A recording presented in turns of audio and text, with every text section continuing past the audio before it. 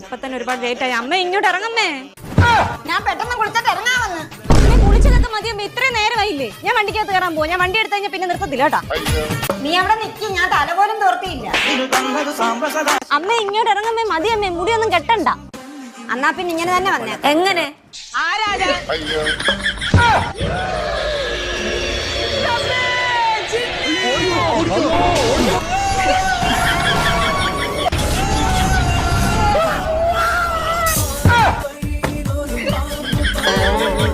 എന്താ പാമ്പോ?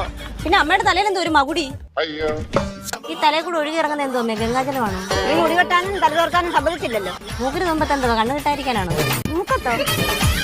അത് നീ വെപ്രാളം പിടിച്ചപ്പോ നെറ്റിക്ക് വെക്കണം മൂക്കത്തായിപ്പോയി. ഇപ്പൊ വണ്ടി ഇടിച്ചാണ്. ഇപ്പൊ കറക്റ്റ് സമയത്തൊന്ന് ചെല്ലായിരുന്നു. പരലോകത്ത്.